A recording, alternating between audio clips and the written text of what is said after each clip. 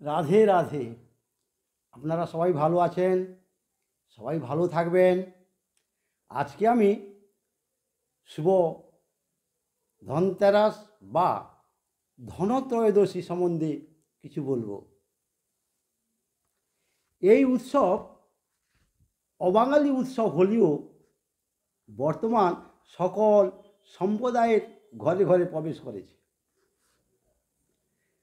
সোনা দানা অলঙ্কারকে সৌভাগ্যের প্রতীক বলা হয়। এই সকল ঐশ্বর্যের মধ্যে মাতা লক্ষ্মী নিবাস করেন।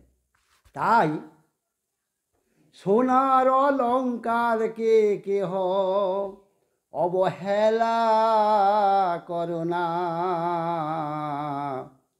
এতে দুর্ভাগ্যের আগমন হবে, মনে সুখ পাবে না। সোনার অলঙ্কারকে কখনো মাটিতে রাখতে নেই। এই উৎসবটি কালী পূজার দিন আগে অর্থাৎ ত্রয়োদশীর দিন থেকে শুরু হয় বলে একে ধনতেরাস বা ধনত্রয়োদশী বলা হয়। দুর্বাসা মুনির অভিশাপে ইন্দ্র দেবতা থেকে শ্রীহীন হলে ত্রিদেবের পরামর্শে দেবতা ও অসুর মিলে সমুদ্র মন্থন করেছিলেন। এই মন্থনের ফলে সমুদ্র থেকে অমৃত কলস নিয়ে এই তিথিতেই ভগবান ধনন্তরী রূপে আবির্ভূত হয়েছিলেন। তাই এই তিথিকে ধনন্তরী ত্রয়োদশী ও বলা হয়। এরপর আবির্ভূতা হলেন শ্রী সম্পদ ঐশ্বর্যের দেবী মা লক্ষ্মী। ধন বলতে অর্থ সম্পদ, বৈভব শুধু এটা হয় না, দীর্ঘ ও সুস্থ জীবন যাপন সেটা কেউ ভুলে যেও না। কেন? সবাই কথায় কথায় বলে যারা ভালোভাবে বেঁচে থাকে তাদের নাকি সবাই ধনী ব্যক্তি বলে। এই ধনতেরাস নিয়ে একটি কাহিনী আছে। হেম নামে এক অপুত্রক রাজা ছিলেন। বহুদিন বাদে তার এক পুত্র হয়। জ্যোতিষীরা সেই নবজাতক পুত্রের ভাগ্য গণনা করে বিধান দিলেন, এই পুত্র যখন বিবাহ করিবে বিবাহের পরেই সে মারা যাইবে। রাজা সমস্ত কিছু জেনে খুব সতর্কের সাথে পুত্রের লালন পালন করে বড় করে তোলেন। কিছু ঘটনাচক্রে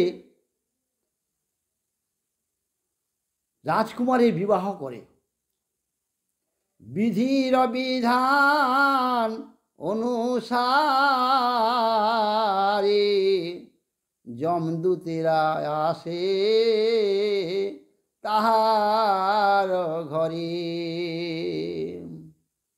রাজকুমারী দেখিয়া তাদের জিজ্ঞাসা করে, যম যন্ত্রণা এড়ানো যায় কিভাবে বলো তোমরা আমারে।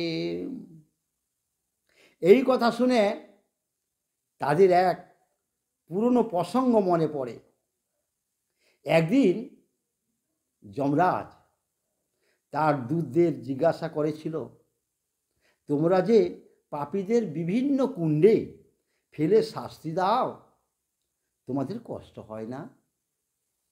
তখন তারা যমরাজকে উত্তর দিয়েছিল, প্রভুর আদেশ পালন করা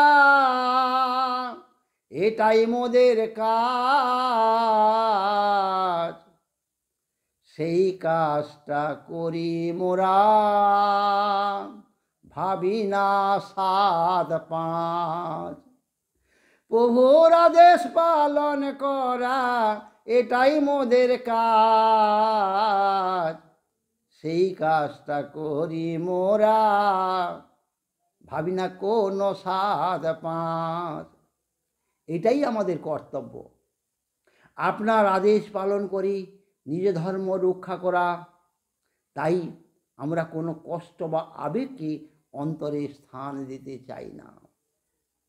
তবে একটা কথা জানতে মোদের বড়ই ইচ্ছা করে, এই যম যন্ত্রণা থেকে মুক্তির বিধান বলুন কি পা করে। প্রভু, এমন কি কোনো পথ আছে এই যম যন্ত্রণা এড়ানো যেতে পারে? এই কথা শুনে যমরাজ বললেন, ধনতেরাসের দিন বাড়ির দক্ষিণ অঙ্গনে জ্বালিয়ে বসাও প্রদীপ, জ্বালিয়ে বসাও প্রদীপ যমদেবের নামে। যমের যন্ত্রণা হতে মুক্তি পেয়ে সুস্থ জীবন যাপন করিবে, দীর্ঘায়ু হইয়া বেঁচে তোমরা সবাই পারিবে। যমদূতেরা সে কথা শুনে রাজকন্যাকে জানালো। সেই থেকে ধনতেরাসের দিন যমের নামে বাড়ির দক্ষিণ দিকে প্রদীপ দেওয়া হয়।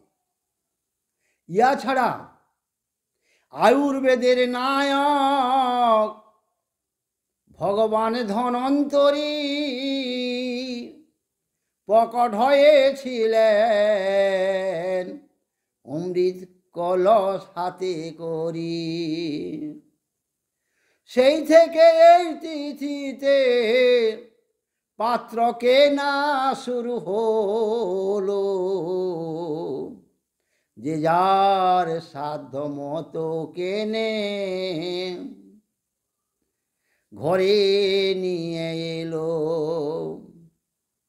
আবার কেউ বা সোনা, কেউ বা রূপ কিনে, কেউ বা কেনে থালা বাসন, যে যার মনের মতো করে রাখে পেতে ঐশ্বর্যের দেবীর আসন। যাহারা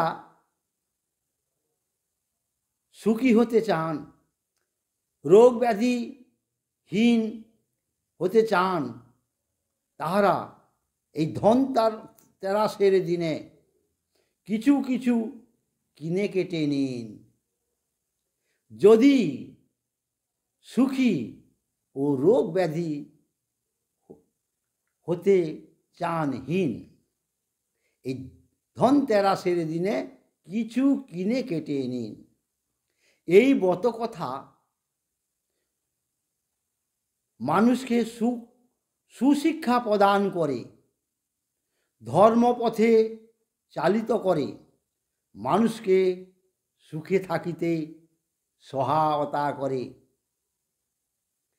হরে কৃষ্ণ হরে কৃষ্ণ, কৃষ্ণ কৃষ্ণ হরে হরে, হরে রাম হরে রাম, রাম রাম হরে হরে।